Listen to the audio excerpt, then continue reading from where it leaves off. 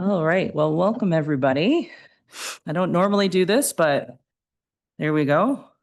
I'm going to call us to order.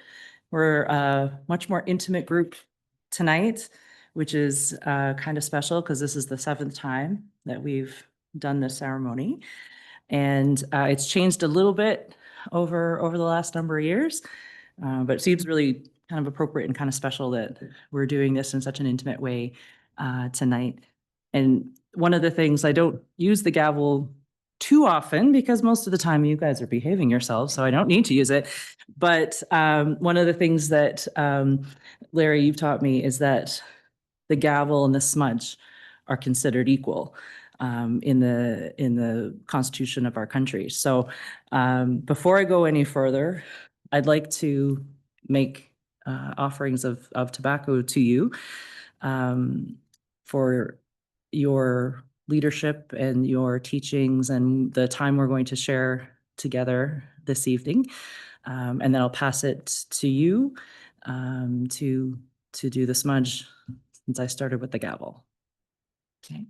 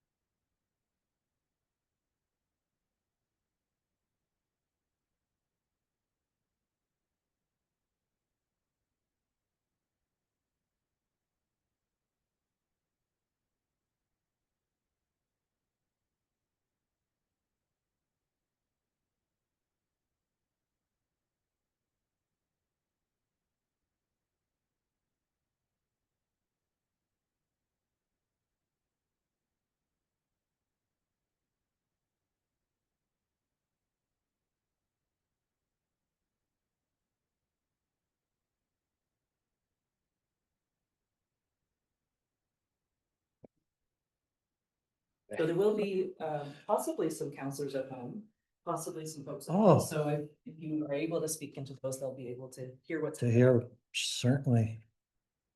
Okay. Okay, just to add what the mayor has said about the smudge and the gavel.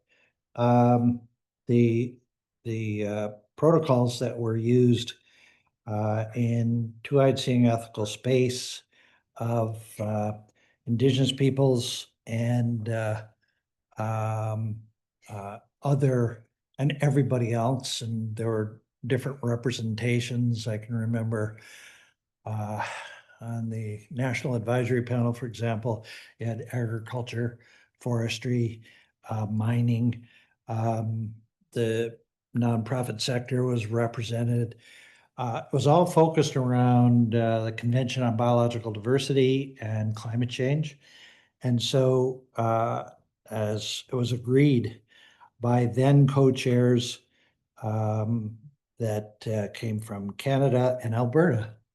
Shannon Phillips was the Minister of Environment, Catherine McKenna, the Minister of the Environment for Canada, two women who agreed to this process.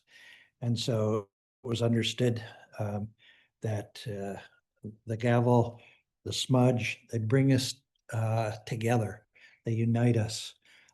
They prepare us to meet in ethical space with mutual respect and mindful of our public responsibilities. And of course, in that case, it was to the land itself. And obviously, the responsibilities we all share are manyfold. But I'll let the smudge, but I'm going to stop. I mean, most of you have smudged before, but is there any questions? I don't know if there's anybody new here that hasn't been experienced this before.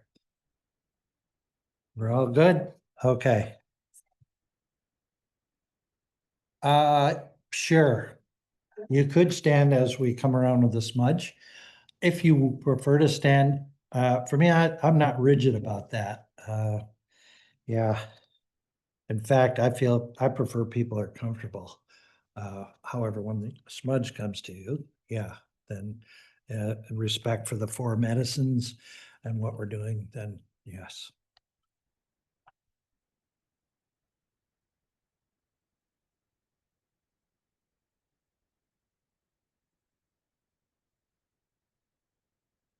And I'll start with Chuck. Really?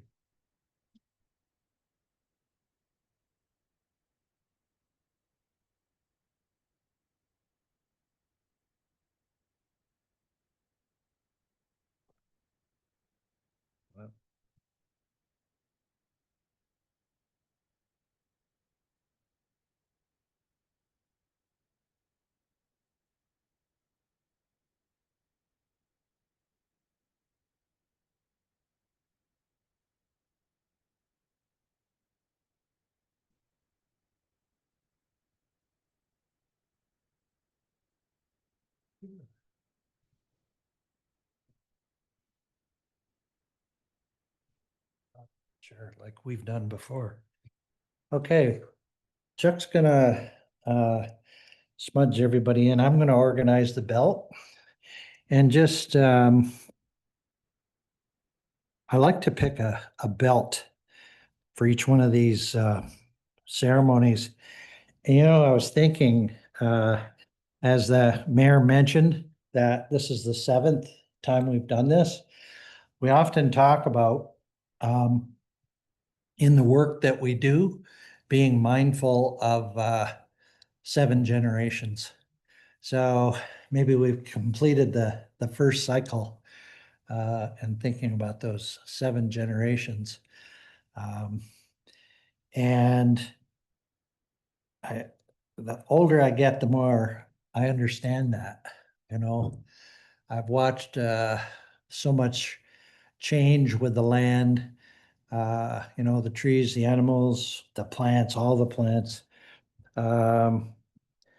Yeah, the landscape has changed, but the landscape is still what sustains us. And certainly, I know you're involved, Bev, in agriculture and feeding people, and you know that particularly well, just how important the land is. Um, the belt I pulled out for today. I'm going to pause a little bit here. I thought I could get ready. Um, yeah, I'm still in the mindset. Last year, you had 2 delegations, and yeah, yeah.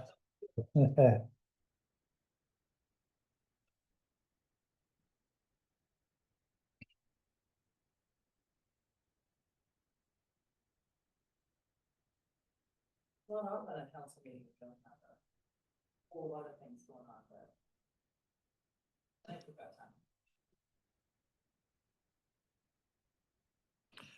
I looked at those and I thought, are those tobacco ties? And then I looked and it says milk chocolate covered blueberries. Yeah.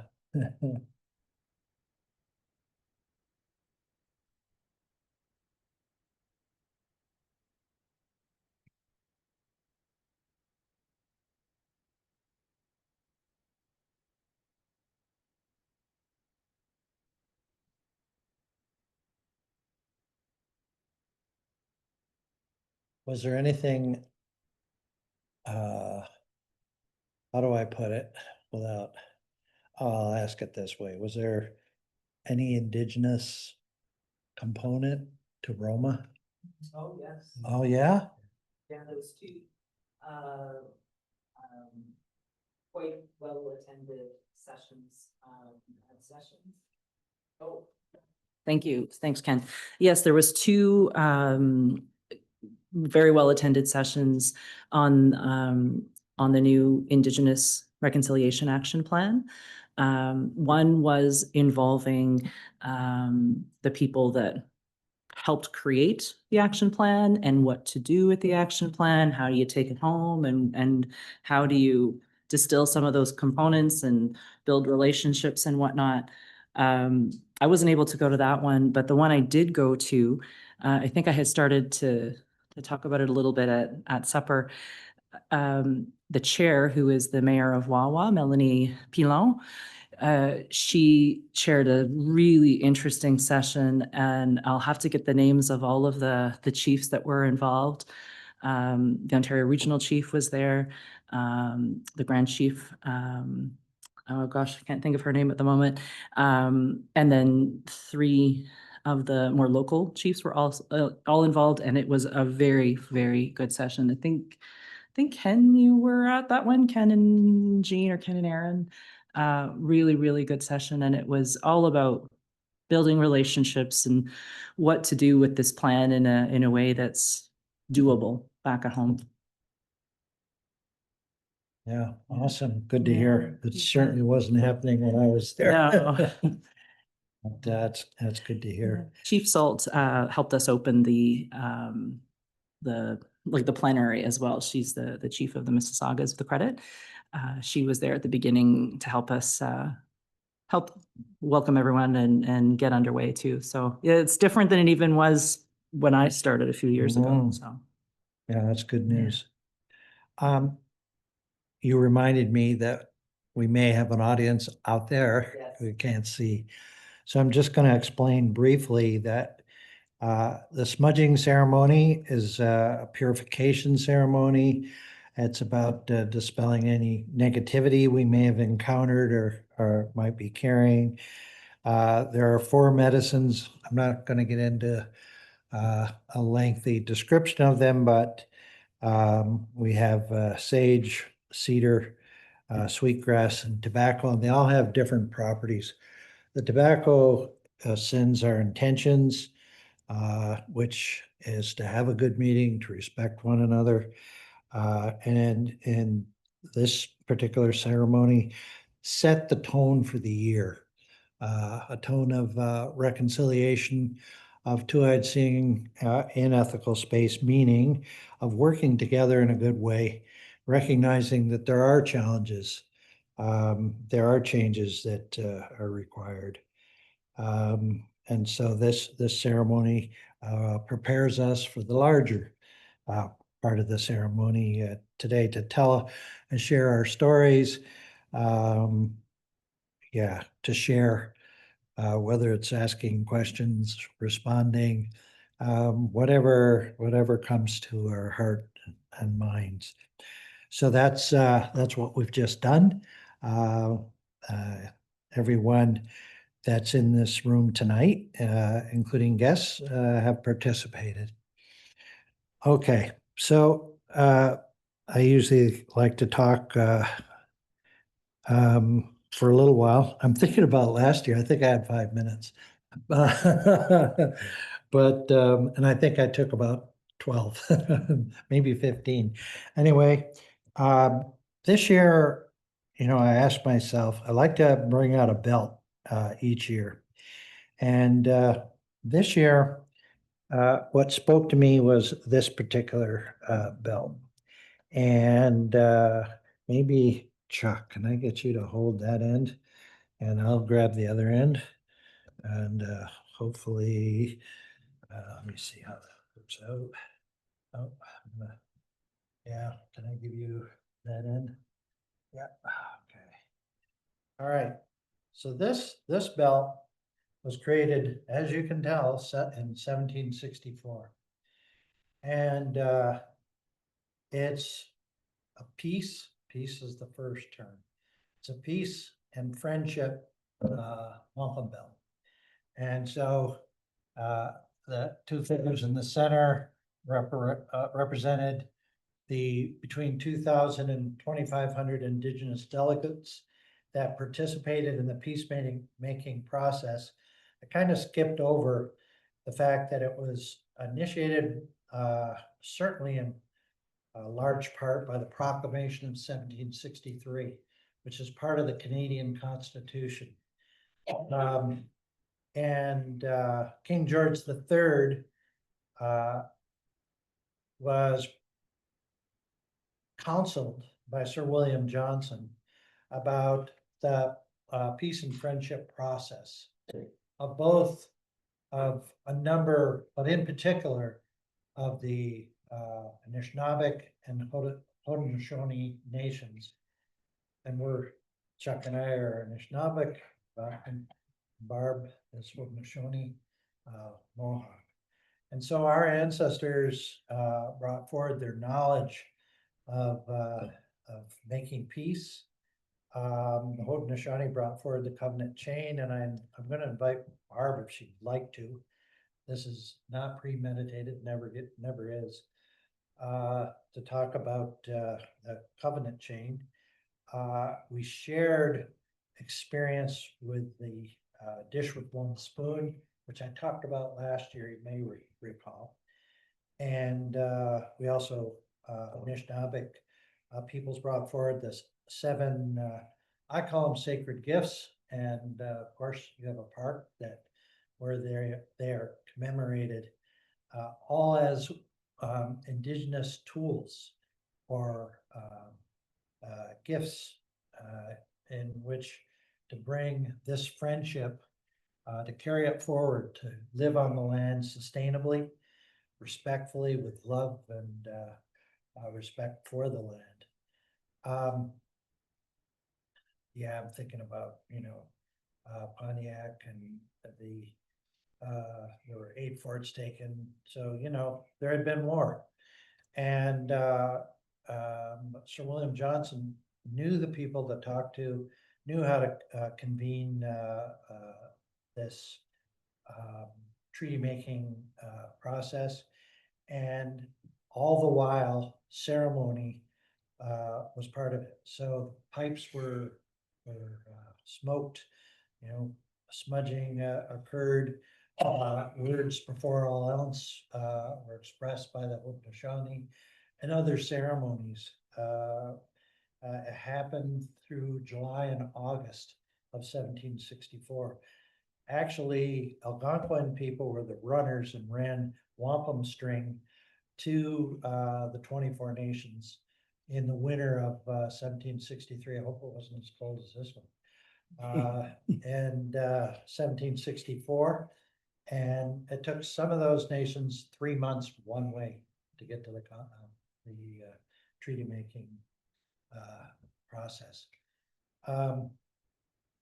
And through this treaty, now I'm just going to say that the Crown, King George III, his agents, recognized the sovereignty of the indigenous nations who participated, and it was agreed to look after the land through that dish with one spoon treaty, which is you take what you need, you make sure there's enough for others, and you always keep the dish, Mother Earth, clean in doing so. I've got to admit, I wonder if that criteria were applied today. I think we could turn things around in a better way for those 7 generations. And 7 generations thinking was part of the treaty, that we think of everybody, everybody who shares this land. We think about those 7 generations in the future, that we're borrowing the land from those 7 generations, and that it's important to be thinking about that when we make those decisions. That was agreed upon, by the British Crown on behalf of the French, and really on behalf of all who have come since. So when we say we are all treaty people, we all agreed to work together in peace and friendship, to take good care of the land. So this is just a reminder that in doing the land acknowledgement this year, this is some of the context. Our ancestors, all of them, laid the groundwork for peace and friendship. And as much as you can, I find I have to sometimes cut myself off. But as much as we watch global news and we see what's going on in the world, more than ever, that peace and friendship is important. And it does matter how each one of us carries ourselves. That we do so with those principles of peace and friendship and caring for one another.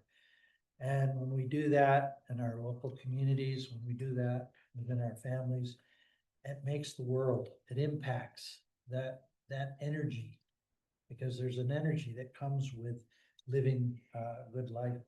And that energy helps balance things. It helps bring about peace. And so the more we do that, we should never underestimate the power that we have, the power of our hearts, the power of spirit, the power of sharing and collectively understanding our responsibilities to all of life. So to me, this belt was created on that basis. Obviously, we slipped, but we can get back. We can, and I feel, just so you know, I love coming here. I think it's amazing that that Mississippi Mills Township is committed to the land acknowledgement. I'm going to leave this. Jeepers, I wonder, is there someplace we could put it till we're all done? Let's put it, Chuck. Let's put it on that railing. And maybe if people want to come over and look at it. Some people like the old belts. This is a replica. The old belts. The ceremonies I've been involved with belt keepers, they have you just hold your hand above it to feel the energy. Well, this is going to have the energy of the original, but it does have energy because it's been around to quite a few people, and there's a lot of good intent that's been put into it. If you want to touch it, that's fine. But I'm going to open things up. Maybe we should go to Barb first to balance the Nishnabek Haudenosaunee. Anything. I mean, I mentioned covenant chain. You feel free, whatever you want. This is our, oh yeah, it's on. Yeah, greetings, everyone.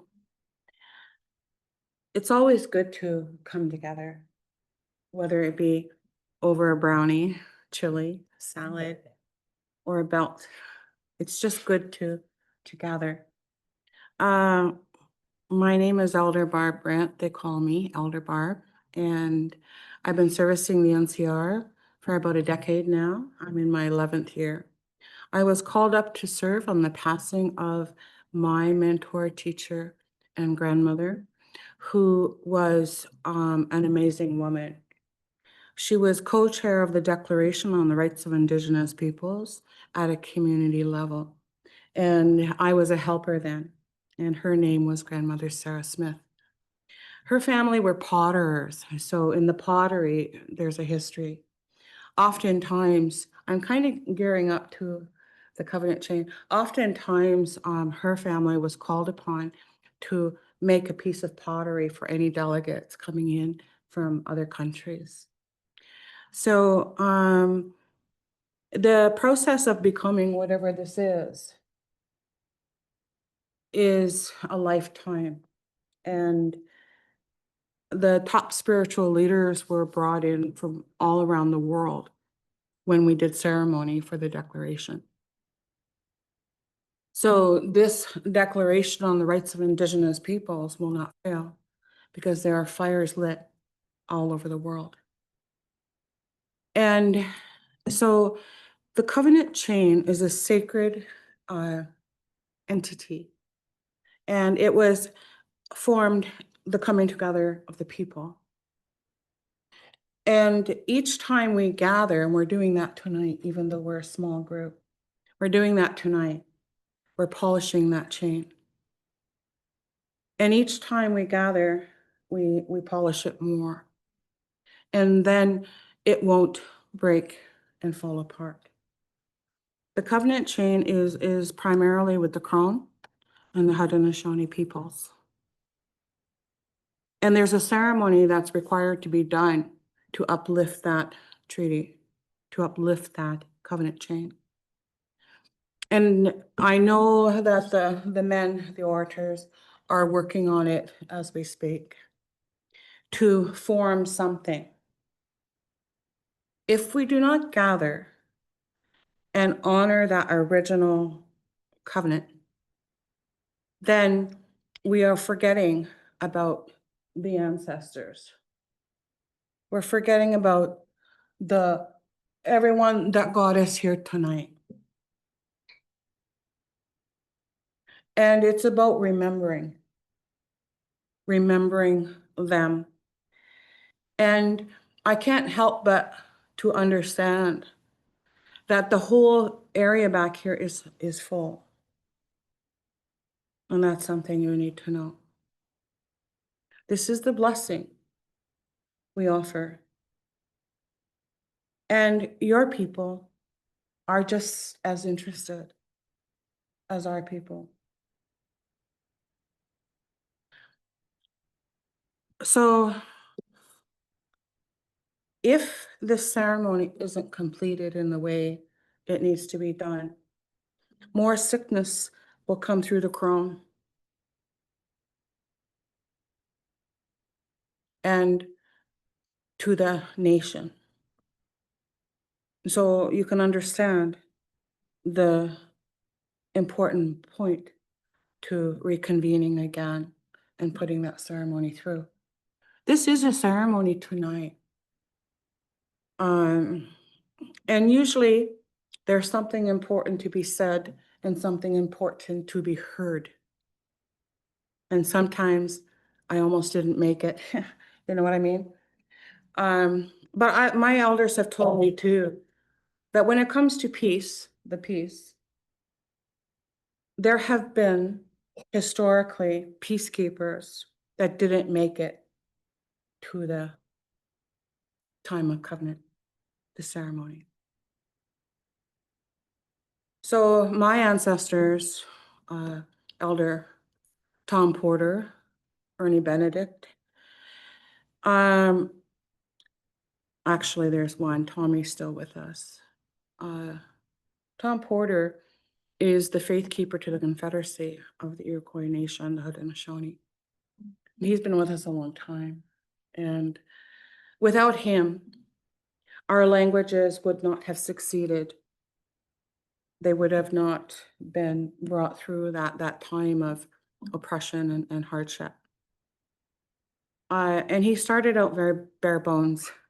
You know, he started out when it wasn't a good thing to speak your own language as an Indigenous person or a Mohawk person. So they are the ones that really worked to uphold the friendship belts. Now it's time. The time has come. Our chiefs are now saying there are things that require of us to be shared. And we can do that now because the interest is there rather than the oppression. And we've held on to this information since your arrival. And it's information you need to know, and you need to hear, and you need to experience. So you could say this is a very sacred time for this council under the leadership of your mayor. The monks are now doing the peace walk all down through the US from Fort Hood to Washington, D.C. And I can't help but think of their timing. Their timing is perfect. So how does that affect us? Well, there are people out there that work very hard to maintain the gravity of human life and human existence. And they've been there working on our behalf for a very long time. When I was a little girl growing up, they said, my parents to me, Barb, there's a group of people out there, and they protect you and us. Sounded like a really neat story when I was a little girl, right? Because just the thought of having a larger entity out there caring for me was a beautiful moment in time to learn and to hear. Time went by, and I met those people. And it was a gift because I found them. So my mother, what she told me was true. How often do we take what our mothers say and kind of just, in our youth, I brush it aside? But she was right, and she was true to her word. So in that journey, we've met the grandfathers and the grandmothers. I didn't know who I was sitting with. Grandmother Sarah always introduced them. Oh, that's uncle and that's aunt and things like that. Until I found at my own community them in a book, Wisdom Keepers of the Americas. And I thought, this is a little bigger than I thought. This is how I found out.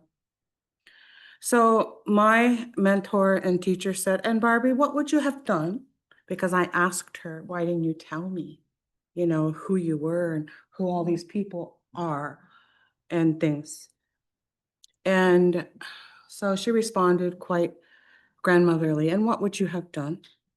Right? Well, I know what I would have done. I didn't feel worthy to assume these responsibilities in time. So, Mississippi Mills, I'm very impressed with you. Almont, you have not only talked about reconciliation, but you have lived it now for a period of time. In real time. There's been no breach or break from that commitment that this community as a whole has made. And I understand there's different parts to the whole here. I also understand we have a gentleman here that has served a great length of his life. So these are things you should be proud of. These are things that you have offered to Larry and to Chuck and myself and the rest of Chinaway Duganuk.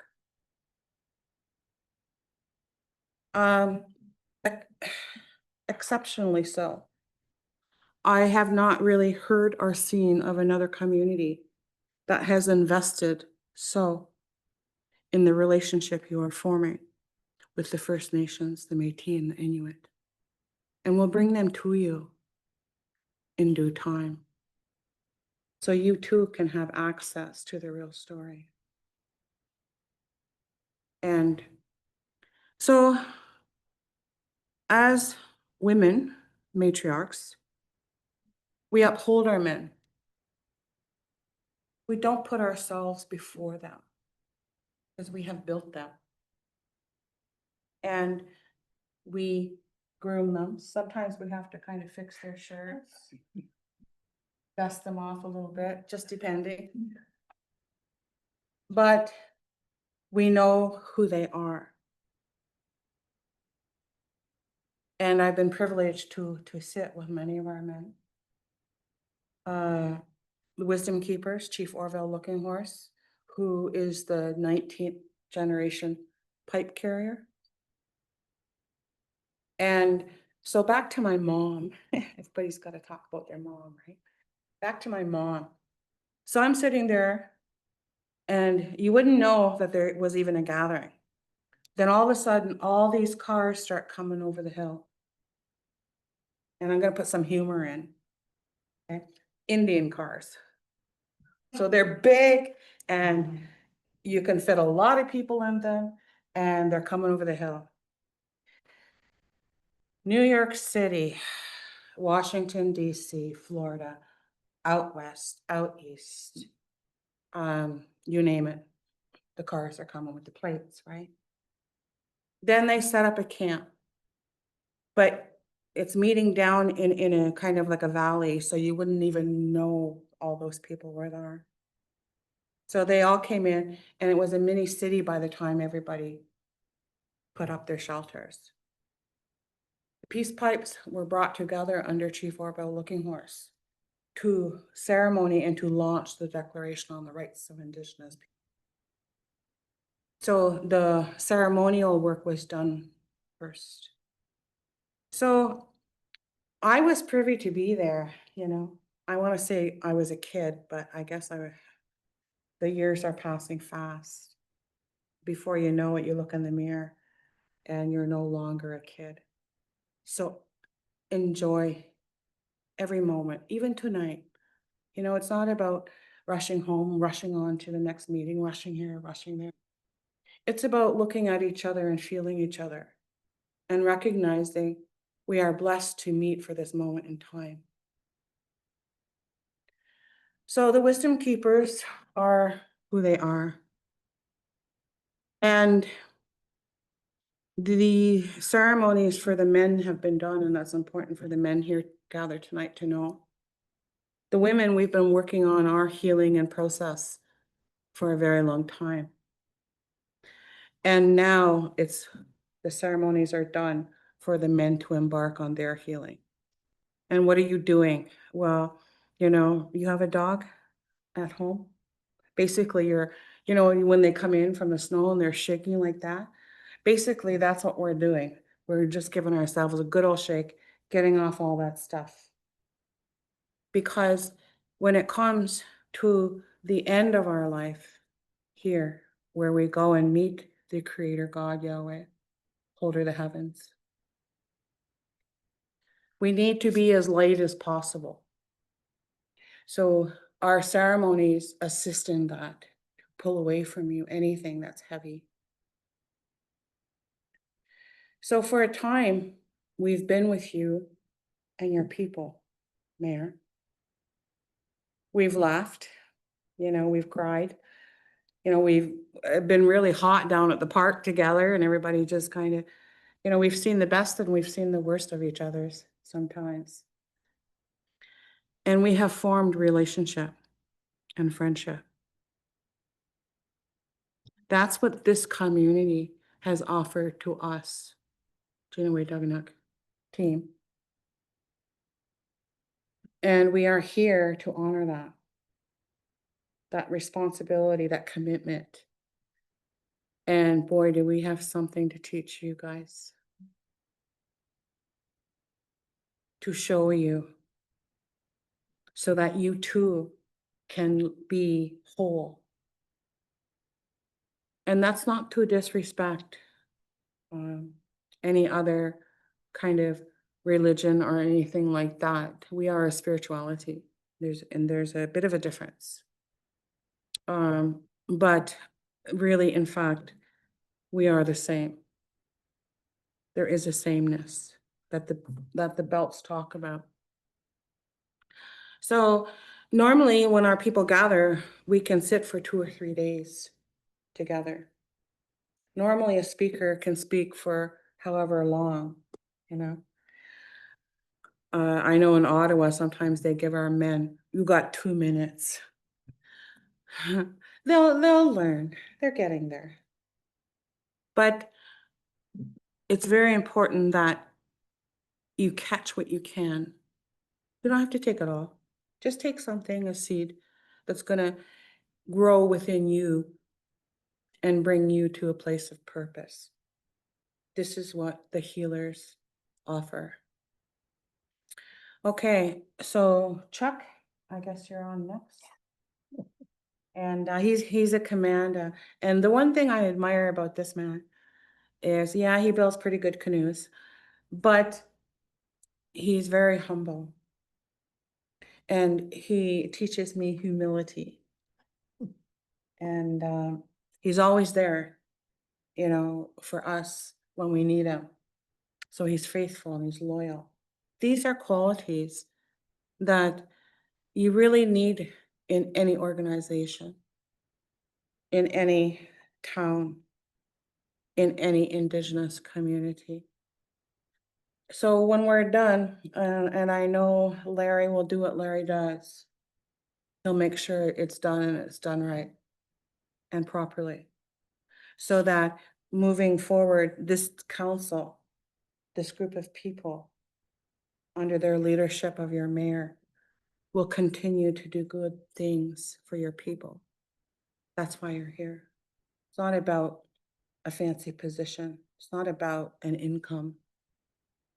It's about doing right by your people. And I guess you've been doing that pretty good because you've been elected, a number of years. So anyway, I look forward to talking more with you at a different point. But you can tell that the vibration is now grounded, right? You can tell that there's a quietness. And I want to honor you for listening. Because you're not really listening to me, you're listening to them. And that's the difference. I'm just a physical manifestation of who they are. Chuck?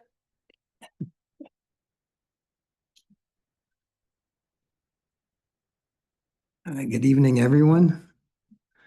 I'm sitting back here thinking what I'm going to say, but how can I follow up with such wise people surrounded around me? The only thing that kept coming up was just to say a little prayer and maybe talk about what my grandfather was passionate about, and that was the Seven Fires Prophecy. And then what I'd like to ask Creator is together if Creator can heal our mind, body, and spirit, heal our mind, body, and spirit. And then the words that came to me was, you make everything and direct them in their way, Creator. And you decided that we're going to come here tonight, and it's your way of reminding us of our shared responsibility of taking care of the land. As the same, and also to remind us that under one Creator, we share one mind, one heart, with one love, and that's with one determination, and that was to take care of Mother Earth. Because whatever we do to the earth, we actually are doing it to ourselves. So. And this is all that has come to me, but I thought it was important that we share that, Well, and thank you for having me here.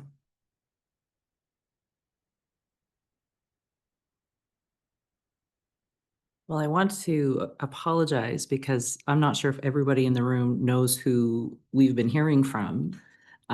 So I'd like to do a little introduction just so you can fill in maybe some of the holes if you feel like you may not know who we just heard these stories and sharings from.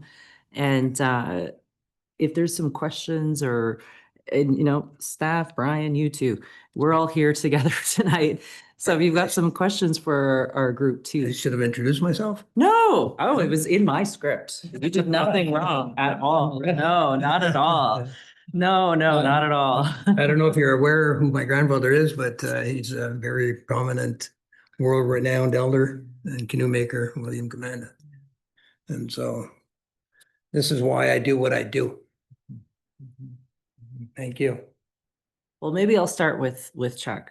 So you might remember that Chuck was here last year, and you've been at a number of events and happenings here in Mississippi Mills. So it may seem like someone we have a relationship with, because we do. So not a knowledge carrier. Chuck Commanda is a knowledge carrier. He's an Algonquin of the Kitikin-Zibi Anishinaabeg First Nation and is a birch bark canoe maker, Yes. as we've heard. And he was taught from a young age from both your grandparents, I think, right? Both my Mary grandparents. Ann and William Commanda. Correct. Yeah. And think this is true, that most of the work you're doing, it takes you to schools. And it connects the work you're doing with the raw materials, building a canoe. It's also instills the seven teachings, the seven gift teachings is Yeah, how you do a lot of that work. Yeah, because we don't only concentrate on the building a canoe from raw material, but in that lesson too, we teach them how they should harvest sustainably, keeping the next 7 generations in mind. And because this is what our ancestors, I guess, based on the teachings that they received from the Great Spirit, always reminded us that we have to always make sure that the next 7 generations are provided for. But and to go a little bit further than that, and on the spiritual side, as we talk a lot about the 7 sacred grandfather teachings, as Larry had mentioned earlier. Mhm. And that reminds me of a story. One of my first canoe builds was in Stittsville, and I was with the Catholic School Board, and one of the helpers turned out to be was the chaplain that volunteered his time.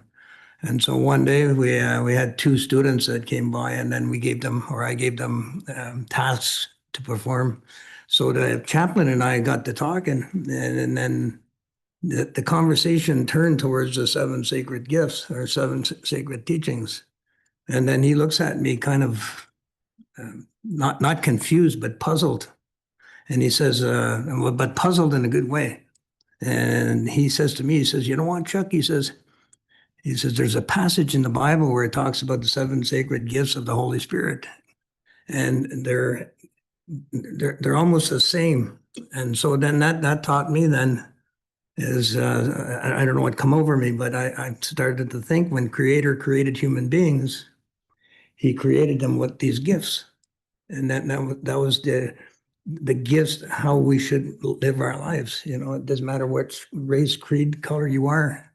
You were given these gifts, but over time, because of human traits, ego, and whatever it may be, we've turned away from these gifts. And even our own people are guilty of turning away. And the only ones that seem to have kept it alive were the grassroots people. And when we talk about grassroots people, it's not only indigenous to North America or South America, it's grassroots people from all over the world.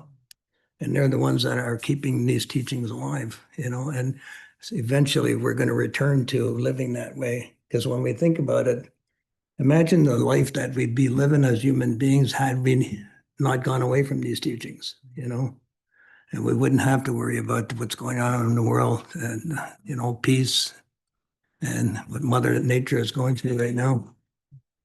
And so this is something that I like to pass on to the kids, when I do teach in their schools. And unfortunately, like the Catholic School Board now, they're almost at the end of their list of schools. So what happens afterwards, who knows? Creator, I give that to the Creator to take care of it for me, because it's too much for me to stress out about. And then I get the odd Indigenous community, and the same approach with them. I just wish that I would have more interest in them wanting to take over and in their community, do the same things that you were taught with your time with me. But even if I do I do have one. I took her on as a young Ojibwe woman. I took her on as my apprentice, and she's got 2 years and she's got to prove herself, because I'm thinking of retiring. Yeah. And Well, thanks for being with us again this year, Chuck. We really, really appreciate you and what you do, and that you're here to spend some time with us today. Well, hopefully we can get one going here in Elmont. Yeah, exactly. Yeah. Exactly. Yeah. All right. And Barb, you introduced yourself somewhat, but I'd like to have everybody know a little bit more. So Barb is an elder of the Turtle Clan, Mohawk Nation of Tyendinaga. I said that correctly? Good. And we were learning a little bit at supper that you serve as an elder for several federal government initiatives with between Indigenous peoples and policy development and reconciliation work at the federal level. And I believe the Beyond Canada 150 is one of the initiatives you were involved with, along with the Murdered and Missing Indigenous Women and Girls Inquiry. And I'm sure there's others as well. And that you were mentored by, and I think you've mentioned both of them this evening with us, by elders Sarah Smith and Tom Porter, and have been teaching for at least 25 years at this point. So that's Barb, and we've also enjoyed having Barb with us a few times in the community. And I think everyone knows, but in case you don't, Larry, Barb, and Chuck are part of the Jinaway-Daganuk board of governance. So they're connected to us that way too. And then Larry, we've known Elder Larry McDermott now for a little more than 7 years, because you helped us craft the land acknowledgement that we wrote. Larry is an Algonquin elder from the Shabbat First Nation, and also the executive director with Plenty Canada up in the Highlands. And wore a different hat or maybe two hats at the same time, I'm not sure, as a municipal councillor and the mayor up in the Highlands at one time, a warden at one time of Lanark County as well. So certainly done a lot of the work that we do as well. And then beyond that, the work that you've done as a commissioner of the Ontario Human Rights Commission, has honorary doctorate of laws from the University of Guelph.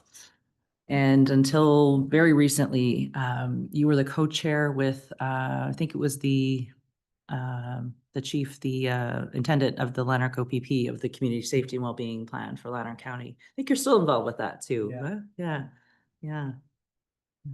So By that's, the way, oh, was his grandfather that encouraged me to go on municipal council. oh, really? Oh, yeah. And when we first proposed, I thought, you gotta be crazy. It was the last thing I thought I'd do. But I was glad I did. You were a 3-term mayor, weren't you? Yeah, So it stuck. yeah. I was there 28 years. Yeah. But always carrying that love of the land. Yeah. And yeah, William actually came to Lanark Highlands for our sustainability plan, came to the county for similar type activities. So, yeah, actually been percolating around for a while. Connected here for a while. Yeah. Yep. Anyone have any questions or any comments about what they've heard tonight?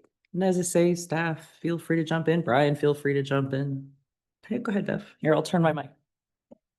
Thank you. I always like to hear you people talk, and I always learn something, but I've got a question for you. I know there's this belt. What are these other things? Are there other belts there too that you have with you tonight? Yeah. Can you just tell us what they are? I'm fascinated with them. Yeah, I have the dish with one spoon belt, which there are, I'll just say colleagues, mutual friends, Rick Hill, et cetera. And we say the dish with one spoon was actually multilateral, meaning many nations. There's no treaty that I know of that involved more nations, somewhere around 70 in the end. And it was all about sharing the land. That, as Henry Lickers from Akwesasne would say, we didn't have any surveyors. We had the 100-mile fuzzy boundary. And in that zone, we applied the dish with one spoon. And the dish with one spoon was about taking what you need, but even tempering that. The second protocol was tempering that if you felt that others needs wouldn't be met. And the third protocol is about keeping the dish clean when we feed ourselves, gather our medicines, clothe ourselves, or build our shelters. I believe that applies to energy as well, and how we meet our energy needs. But so that's the second belt, and even that's the abbreviated version. Well, let me just tell a quick story. So if I was going in cusp territory near Barb's community, before I would be in eyesight, but before I approached the village, I'd light a fire. And I would indicate, sometimes we use the white cloth or something white. But we would indicate that we were there in peace. And then usually the village would send a couple of people out to meet us. We would share what our intentions were, which are feed our families or gather medicines for our families. Maybe it was a combination. So if you're harvesting a deer, you're dealing with clothing, medicines, and food. And then we would smoke pipes, and we'd have a feast before we went about our business. So nothing was done in haste. Time was taken to make clear intentions, to reaffirm long-standing protocols. And by the time of 1764, we, at least the people I've done research with, we figured that Dish with One Spoon Treaty was over 1,000 years old. And had been tested, various situations, because as we know, nature has cycles. So some years, nations, down to the family level, they're under greater stress to find their food or their medicines, even their clothing and their shelter. But those protocols help get us through, in particular, the difficult times. And Sir William Johnson, who represented the British Crown, had been around. I mean, he had 8 children with a Mohawk clan mother. So he understood those protocols, was able to then communicate them. He was head of essentially Indian Affairs at the time, and he was able to communicate those protocols to others.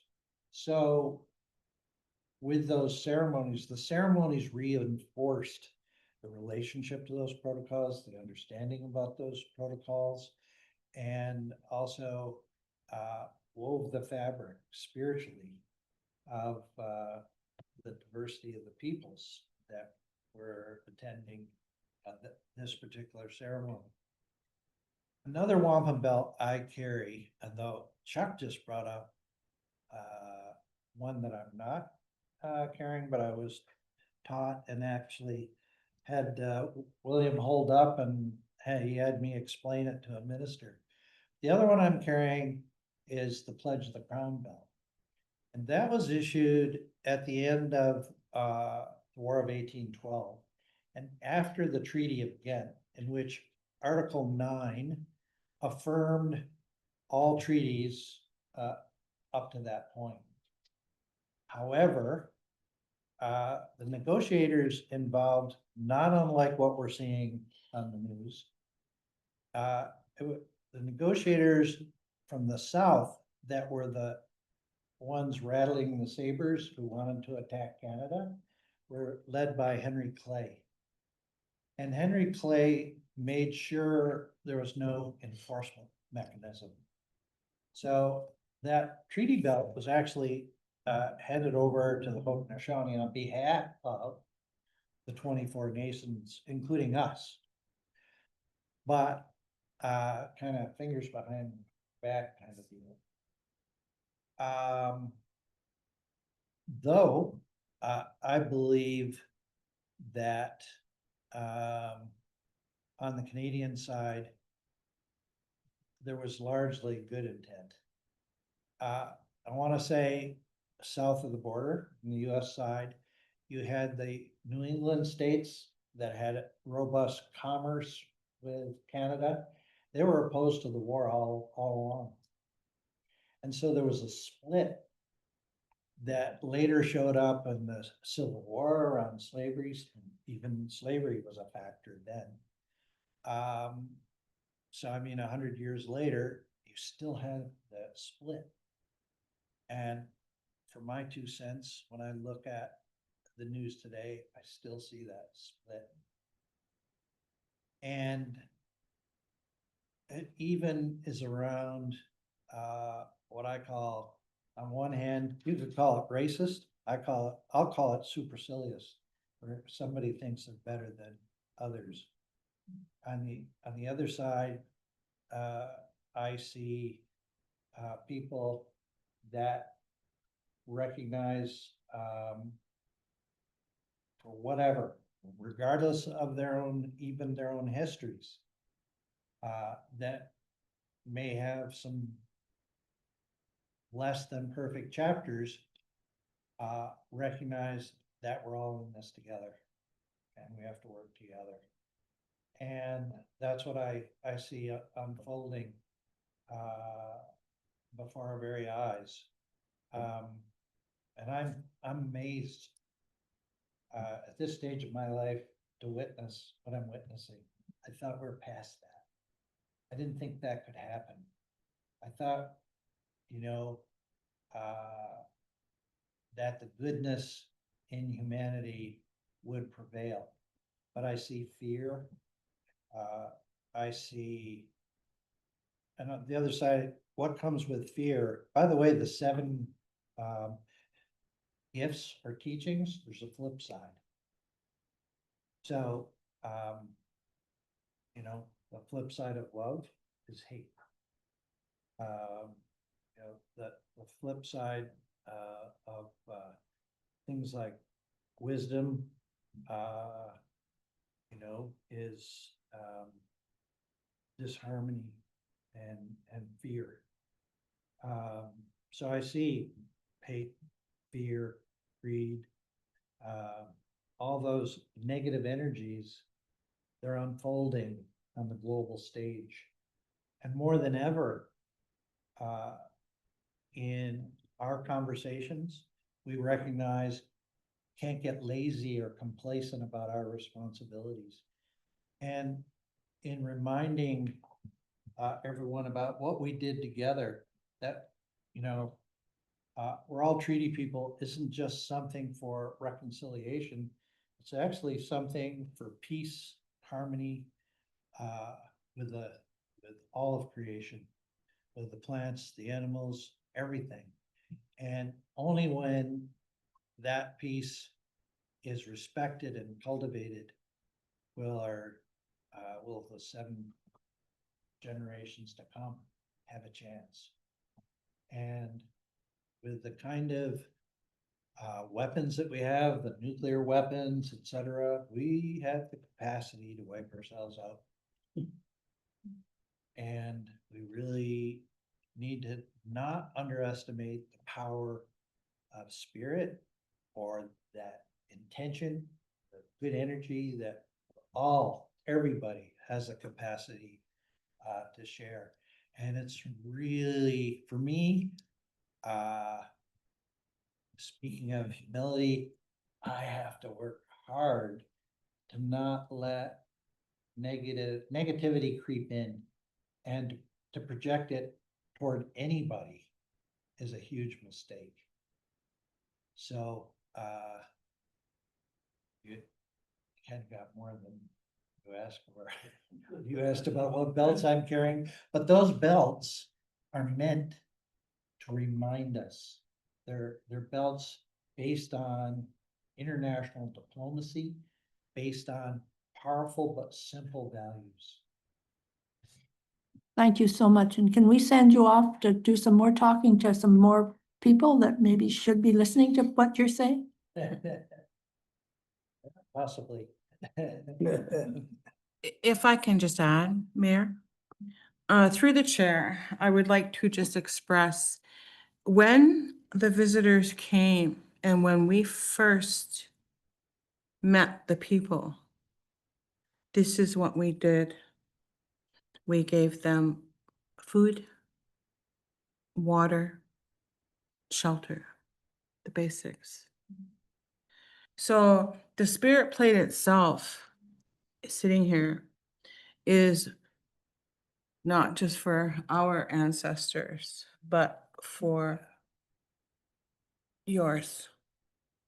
So the ceremony we've all participated in tonight together.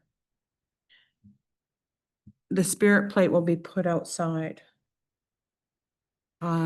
So things will just be gently removed from the plate onto the ground.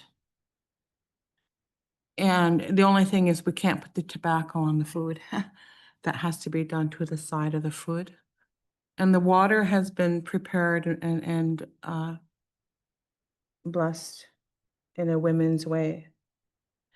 And so that will be poured on the earth at a tilt, not thrown how you throw out dishwater, just down gently and tilt to release the water and the food to the earth here. I would recommend around here. This is your main place. Yeah. So somewhere very close. So essentially what we're doing is we're feeding your ancestors. And it's in the memory. I.e., when you were a little boy, what did you like to do? What? Pre-teenage years. When you were little, what was it that was kind of a priority for you? You know, we have to think back in our memory, because in that, what you did is what you like to play with, whether you were, loved to be on the farm and whatever it was that you enjoyed, your happiness and your potential and your purpose is in that somehow. So it's in the memory. There are the blessings that are coming. We don't know what they're going to be, right? There's only one entity that knows that. But be rest assured, your table has been prepared for the year, for the work. And so by remembering and by putting forth an effort, an invitation to come, really, it's not about us because we've already attained a certain merits. This is about your people. And that's who you serve. And as long as you keep them in mind and in heart, can't go wrong. That's how then people will keep electing you years and years and years, because you do good by them. You've done right by them. So there's no great thanks in this life other than you're asked to do it again. That's the gratitude, the affirmation, the gratification. So I don't know. So Larry will just probably do a blessing over the feast plate. The tobacco's on there, and we'll decide who's gonna put it out. Got a step or two in between. Yeah. Okay? Yeah. So Larry will designate that, and then we'll be good to go. Land acknowledgement. Just want to make sure if anyone had a question or comment that they've got the chance to ask it or say it before I go to the land acknowledgement. Go ahead, Jane. Oh, here. Barb, it was actually something you said that has made me start to think. We have always acknowledged Larry as an elder, that he comes to us and shares his knowledge, and you are coming as an elder, and Chuck is coming as a knowledge keeper. And so I just wanted to know if you could tell us. You said you mentored as an elder. How does one become an elder? And how many elders are there? How many elders do you know? Is there a process for everyone to go through being an elder, or is it only some who are chosen? There's a lot of questions there, but I get you. You know, I understand. Firstly, you're born into it. You know, you're born into it. You have a gift of some nature. And so your family nurtures it, your community nurtures it. And before you know it, you know, you're getting, I guess you could say, your direction. So I've been privy to sit with many elders. The key elder right now in my life, his name is Grandfather Ted Silverhand. Now, he's key because of his experience, and he's a seer. So he's a very gifted human being. You haven't met him yet, but you will. But at any rate, he was called, and they sent a car to get him, big fancy car thing. And so he agreed to go to see the client. And he got in the car, and he didn't know where they were taking him, but you know, he decided he would go for it, see where he ended up. So anyway, so he thought he was about to service, well, maybe a general in the United States. So they took him to a fancy hotel, and they put him up there, and he had a table just like this, and he was getting everything ready and whatnot. Then the door flips open, and this bright light comes, and he said, "Barb, I was just, you know, patting down, making sure everything was stable, ready to receive my client." And so the hand come across the table, well, they gave him a code name Topper. He wasn't too crazy about that, but again, he went along with it, right? So the hand reaches across the table and said, "Topper, Elvis Presley here." So Ted, he's got big bare hands, eh? He's certainly a medicine man. He'd never say that about himself. But so that's what happened. And Elvis Presley was a referral from Johnny Cash.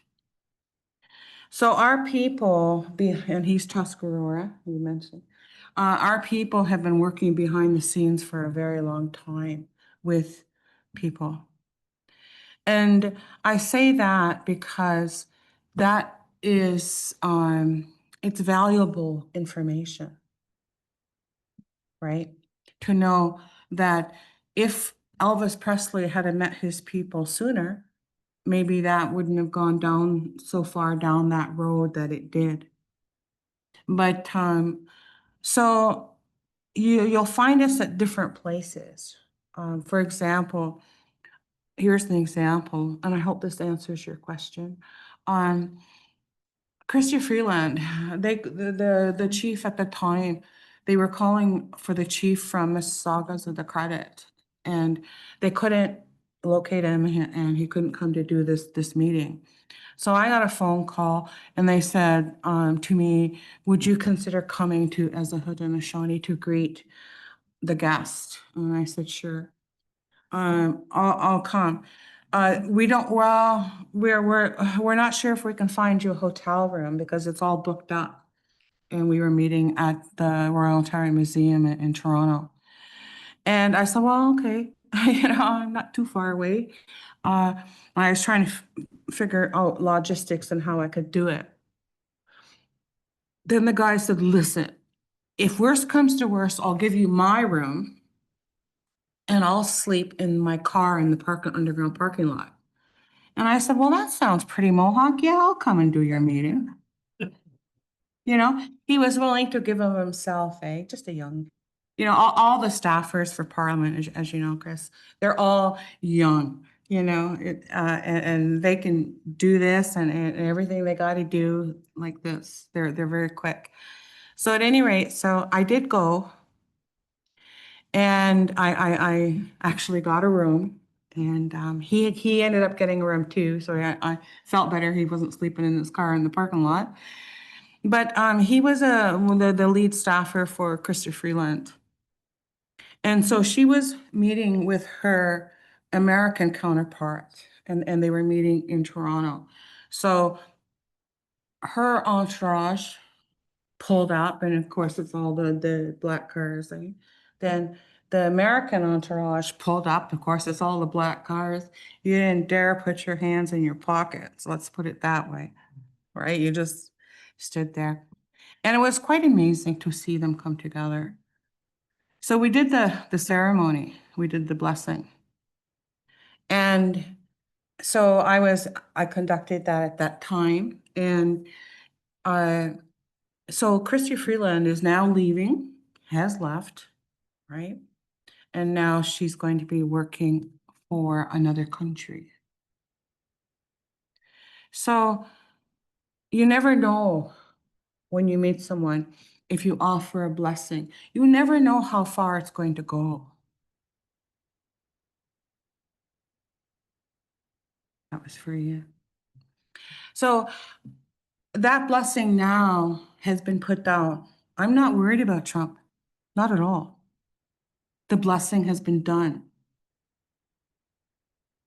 And so, and Chrystia has gone to assist the children and the women and the country, the men, in the rebuilding. So you just never know. I remember at Trenton, CFB Trenton, the commander and the co-commander calling me up and saying, Barb, yeah. Can we come and see you? Yeah, you can.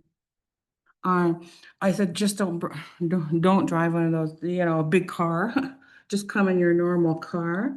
Well, they both came, and it was the smallest car you could ever find. Well, you could have come in a larger car. It was pretty small, but they both get out of there, and I had private session with each of them, and we had our time together. And then next thing you know, we're starting to close up, and but the guys, the commander and co-commander, noticed that there was a car going back and forth. Mind you, they're in Mohawk territory, right? So they were kind of watching. I was like, don't worry about it. That's my security. So you just never know. But the work of the sacred gave to them. When you get to Mi'kmaq, don't stay too long. Don't overstay your welcome. And keep your people safe. So we get around. And I've just been blessed to work with some very lovely, kind people. Hearts of gold. They know what they're doing, and they get it. So my mentor, grandmother Sarah Smith, passed away in 2015. I was called up to serve in 2015. So when one elder is there, they've met their criteria, the duty, they go, and another one comes. So that's kind of how it works. You never know who you're talking to, and sometimes even though they might not be dressed well, you still never know. We're taught to blend in. We're taught to, just kind of hang out kind of thing. We don't come to the forefront and say, I am this and I am that, and I am this and I am that. They say when you're ready, that elder will be there. That's you again, twice. Yeah. So that's kind of how it's done. And with Larry, the gift of the oral tradition. And our men are the historians. Our men are the belt carriers. I got a different rule. And so we work in unison, right? So nobody steps on each other's toes. We all know what everybody does, and there's a mutual respect. Okay? So, yeah, it's a beautiful thing. And grandmother Sarah also had a very close relationship with the Dalai Lama. So the contacts I was given and exposed to were local level, regional, national, and international. I just didn't know, and you never know because they're very humble. You never know, who you're talking to. You just don't know, and I didn't know. But when I found out, it was an amazing feeling, right? Because my mom said all those people, they're out there, they protect us all, right? Not just Indigenous people. David Suzuki, he's one of ours. But has taken the memory of the purpose and found the teachers, right? So that's kind of how it's done. And they know that they're wisdom keepers. So they know, they profoundly know. And as you know, you have the monks doing the walk. Kind of catch that on the news or TV or Facebook or whatever, if you can. It's a very beautiful thing. And so you have an entity that's putting out the negative, but you also have a profound, solid group of people, spiritual leaders that are contradicting that just by walking with their dog. So, there's always the flip side, as Larry put it. And you just never know who you're talking to. So having said that, this community, I know we have worked and we have a great respect for the All My Relations team group from here. They are hard workers. They get it done. And their organizing skills are just amazing. And we've done some really good talks in the church too. St. Paul's? St. Paul's, and there's a reverend there, and he just loves to talk, right? So we know him. And yeah, so we've been communicating with your people regularly, if not through email or in person or however we have to do it. But certainly, the sacred is here because you've invited us. Okay?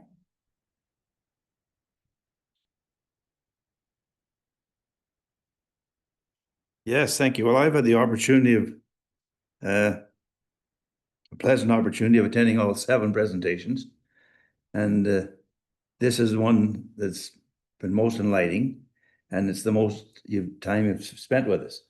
Before, as you're well aware, and you may alluded to it tonight, I think, Larry, last time you're almost asked to leave because of the agenda we had, but having this extra time has certainly enlightened, I hope, everyone. It certainly has myself, and I appreciate that. Thank you. That feedback. Yeah. Oh, there we go. Anyone else have something? No? Oh, go ahead, Rick. I just want to say thank you for coming tonight. It's I've been around for a little bit too, so it was and I know the 7 gifts I've at the park is a great addition to our community, and thank you very much. Yeah, I'll read the land acknowledgement to end things just in a minute, but I think it's just so special that we've been able to do this for 7 years, and we've gotten to know you so much, Larry, and now we're getting to know you as well, Barb, and you too, Chuck. And I think think what we have been hoping to do is, we hold this ceremony. I know lots of organizations do it differently and make a statement at the beginning of the. We wanted to do it a little bit differently so that there was an opportunity to share time together and make it really something special. With the hopes that there'd be connection and there'd be learnings and enable some conversations, and not just here, but out in the community. And like you said, Rick, the 7 Gifts installation in Riverfront Park, it's a really special addition to the community. And the kids of our community teach us every National Day of Truth and Reconciliation. They teach us from there. We've had opportunities ourselves as a council and staff to partake in blanket exercises. I know All My Relations has held those exercises as well. Yeah, John led that for us, and I think he maybe did the one for All My Relations as well. But like the solstice celebrations that we're doing now, Tony has his reconciliation through art event. It's like over a few days now. It's growing and growing, and I think that the goal of trying to actually learn and develop a relationship and build on what were broken relationships, I feel like we're taking some small steps. It's a very, very long path to reconciliation, but I feel like we have had some small successes along that path. And just before I go to the land acknowledgement, I want to recognize your help in enabling what we've been able to do on the journey so far.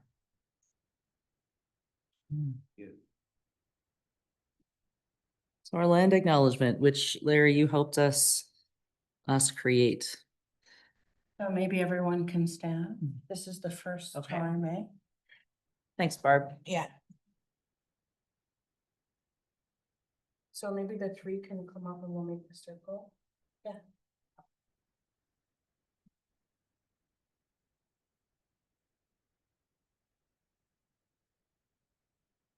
We acknowledge that this sacred land on which Mississippi Mills is now located has been a site of human activity for over 10,000 years and is rich in Indigenous history. This land is the ancestral and unceded territory of the Algonquin Anishinaabe Nation. We are grateful to the Algonquin ancestors who cared for the land and water in order that we might meet here today. Before settlers arrived, this territory was subject to the Dish with One Spoon Wampum Belt Covenant, an agreement between Anishinaabe and Haudenosaunee nations to peaceably share and care for resources. After settlers arrived, it became subject to the 3-figure wampum belt, last carried by Algonquin elder William Commanda, which commemorates the sharing of this land with English, French, and Indigenous nations under the governance of natural law. We recognize with gratitude the knowledge and contributions that the Algonquin peoples bring to the municipality of Mississippi Mills. Today, Mississippi Mills is also home to other Indigenous peoples from across Turtle Island. We extend our respect to all First Nations, Inuit, and Métis people for their valuable past and present contributions. We're mindful of broken covenants and the need to reconcile with all our relations.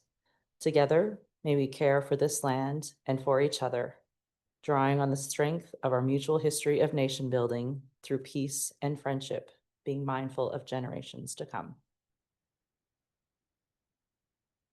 Wow.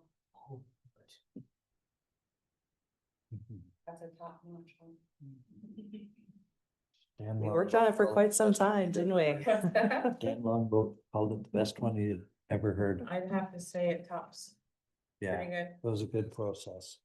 And everybody, there was a lot of input. Yeah, it was a good process. Yeah. Well, we're going to take a little time together. We'll take a recess. could I ask one of you to? It says blessing of. Yeah, I was gonna say, could one of you bless the food before we do that? Yeah, yeah, I'll do that. What? Yeah, what's that? Somebody what? Bless the food, okay. Eat the food comes after.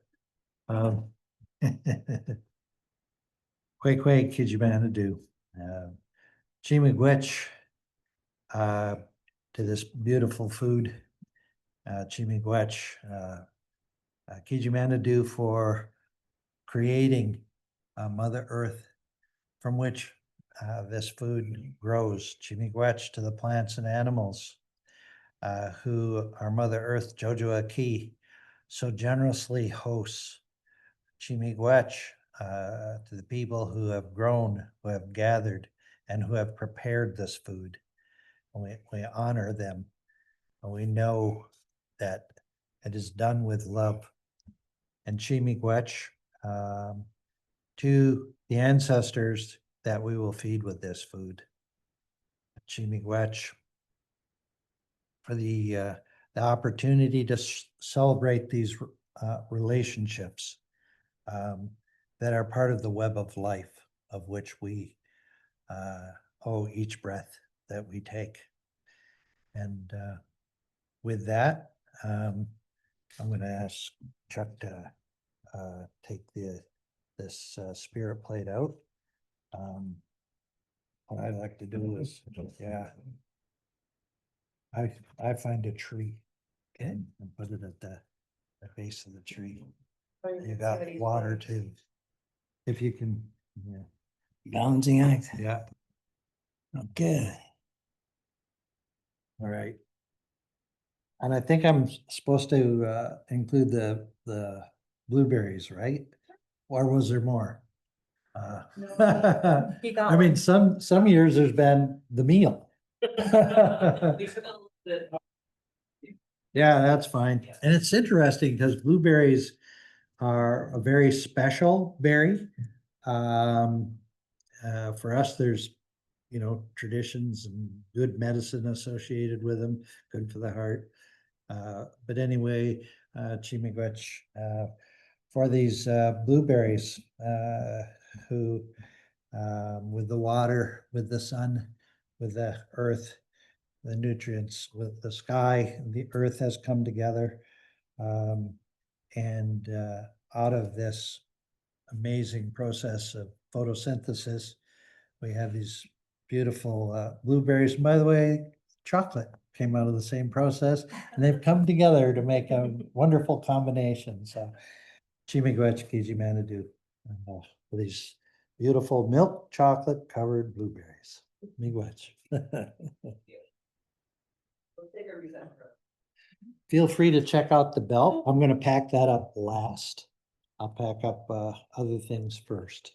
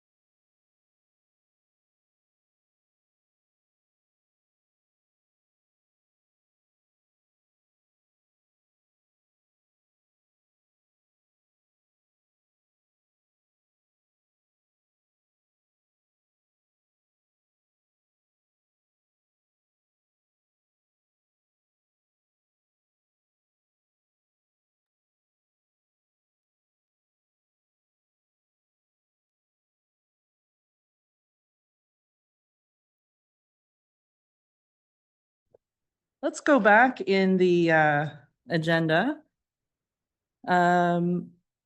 And stand for O Canada in a moment of silent meditation.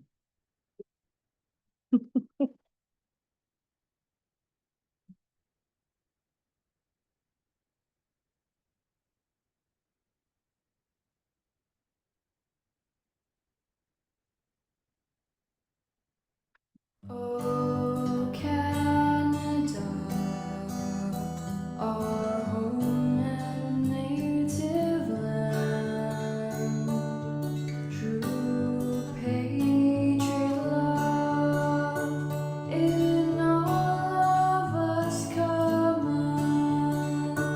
With glowing hearts we see thee rise, the true north strong and free. From far and wide, oh Canada, we stand on guard for thee. God keep our land glorious and free. Oh Canada, we stand on guard for thee.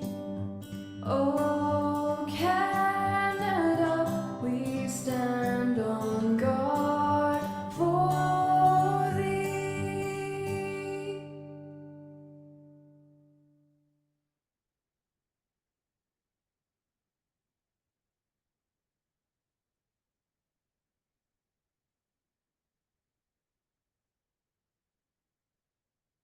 Thank you.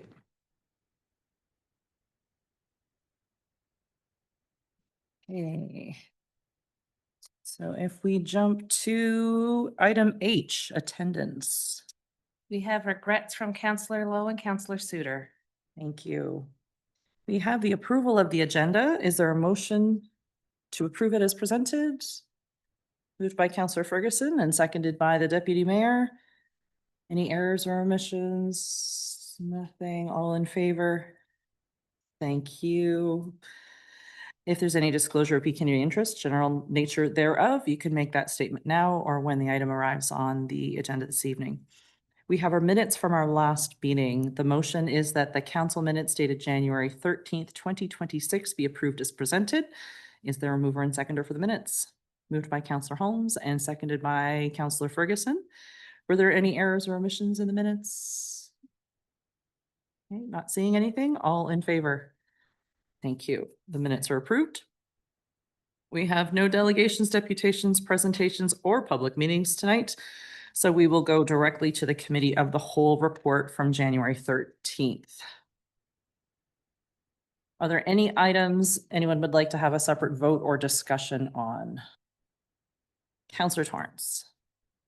I wonder if we could pull N4 and refer it to our next meeting when we have a full quorum of council or full council. Sure. Is that a refer or a defer? Defer? Would be a deferral. Deferral? Deferral. Thank you. I wish the words were slightly Yeah. more, Yeah.